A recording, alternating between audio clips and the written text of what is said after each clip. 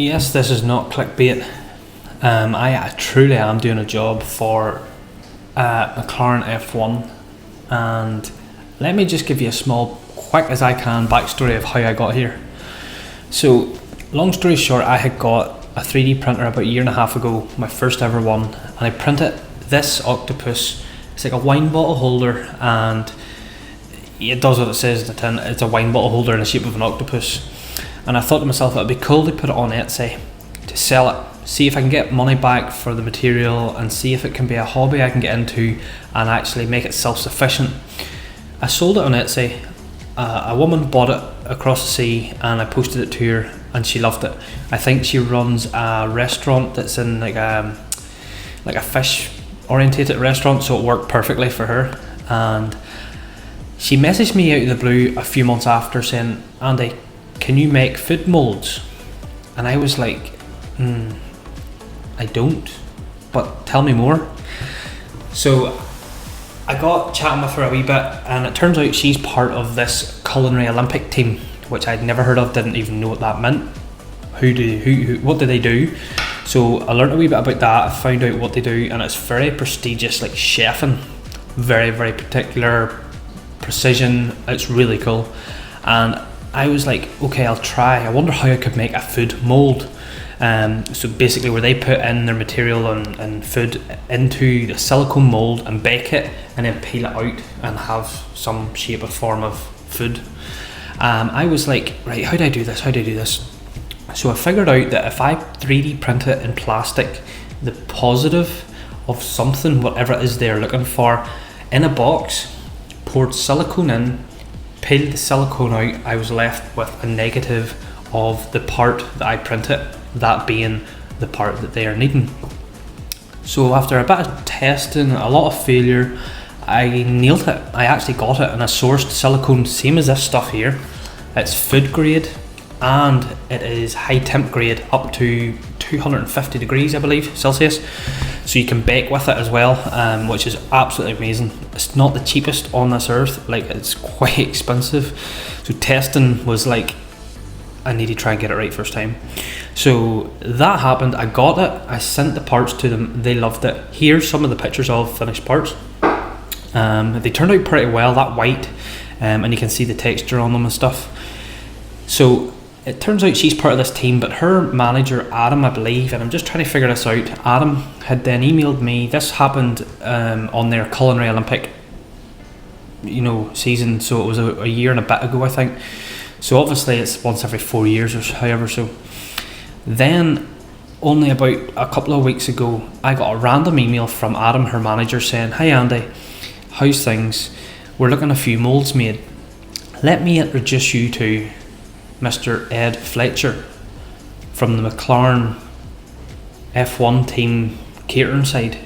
And I was like, "Hello Mr. Ed, what can I do for you?" So yeah, it turns out that I'm now doing food moulds for the F1 McLaren catering side of the team, for butter moulds and chocolate moulds for whenever they sit down and have their meal, because they can't just have a square lump of butter, it has to be in the shape of a McLaren logo. So jump straight onto a video chat with Ed himself, just to go through some finer details and confirm exactly what they're looking for.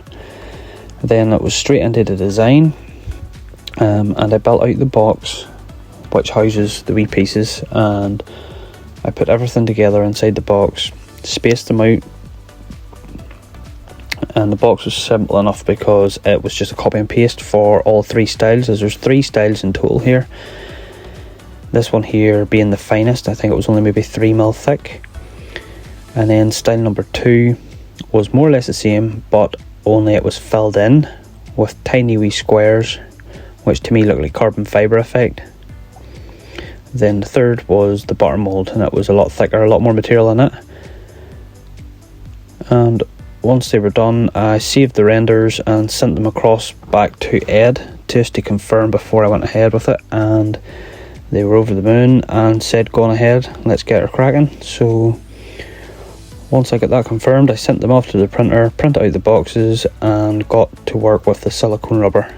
This stuff's really easy to use, 1-to-1 ratio, part A, part B, and then you just add in a no more than 2% colour pigment into your box, and that was that, more or less.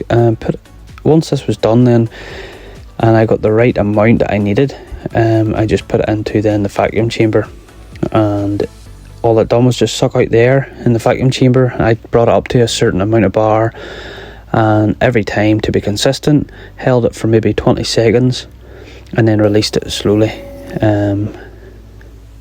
As you can see in the gauge, I actually think it was 0.7 bar pulled from it. As you can see there, bubbles being extracted, and then let it sit for about 2.5-3 hours. I think the current time was this, and it gave an excellent finish. Absolutely brilliant.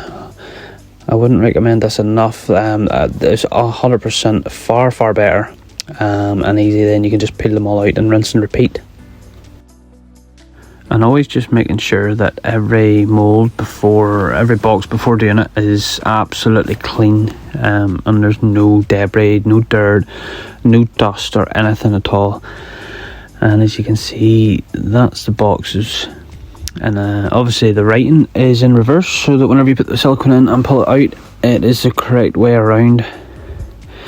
And each of these turned out really well. These were all printed on the Bambu Lab P1S printer.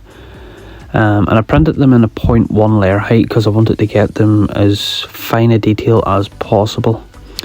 So once all the silicone molds were done and out, I give everything a good wash, clean down and blown dry. Always constantly checking the quality of each mould, making sure everything is absolutely perfect. And then it's on to packaging, and every single one was packaged individually, just keeping everything neat and nice and tidy. Nice clean tidy workspace too, nothing lying about that the moulds could pick up.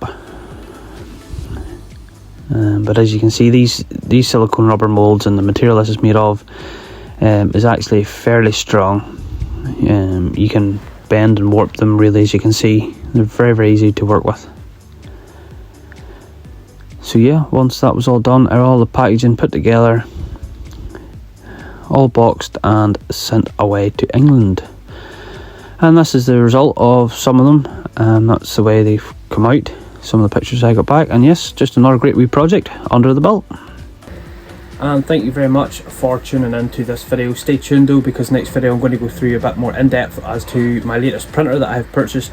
And it's actually this bad boy back here, the Bambu Lab A1 combo with the AMS and everything. I'm going to do an unpackaging video, an unboxing video, more in depth about that and getting it set up and what it's like to kind of buy the printer, set it up, get it running, get it going, and I'll catch you next time.